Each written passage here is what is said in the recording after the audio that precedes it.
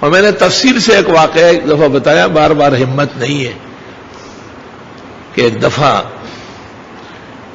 بس میں ایک نوجوان میں نے دیکھا، اس کے جسم گھٹنے وغیرہ کھلے تھے، کوئی کھلاڑی ولاڑی ہوگا، اس زمانے میں اتنے لوگ ننگے نہیں ہوئے تھے۔ میں نوشہرہ سے جہانگیرہ اتر رہا تھا، وہ نوشہرہ سے راولپنڈی جا رہا تھا، اس سرحد میں۔ میں نے چاہا کہ اس کو سمجھاؤں یا نہیں، کیونکہ یہ گھٹنے نظر آنا حرام ناجائز، گھٹنے سے لے کے ناف تک مرد کا جسم ڈھکنا چھپانا ہر حال میں فرض ہے، اور خاتون کا سارا جسم چھپانا ضروری ہے۔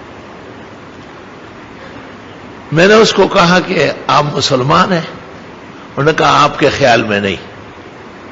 میں نے کہا قادیانی ہو؟ کہا الحمدللہ۔ میں نے کہا جیسے کسی کو کوئی کہے کہ تو گو کھاتا ہے، غل خورے، اور وہ کہے الحمدللہ، تو علماء کہتے ہیں کہ یہ الحمدللہ کی توہین ہے۔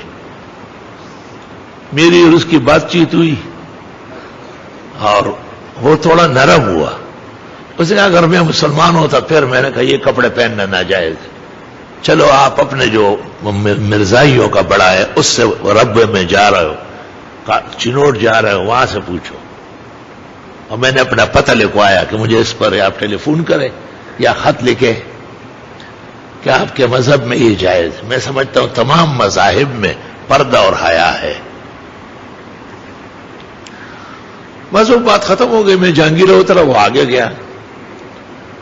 یا آپ یقین کر لیں 13-14 سال بعد مجھے ایک خط آیا، اور اس میں وہ کہتا ہے کہ شاید آپ کو یاد نہ ہو، لیکن میرے ساتھ گفتگو میں مجھے اندازہ ہوا کہ اللہ تعالیٰ نے آپ کو مثالی حافظہ دیا ہے، اور آپ بھول چوک جانتے نہیں، تو زور لگا کے اپنے حافظے پر مجھے پہچان لیں گے۔ آپ نوشہرہ سے جہانگیرہ جا رہے تھے اور میں راولپنڈی، میرے گھٹنے کھلے تھے، آپ نے منع کیا۔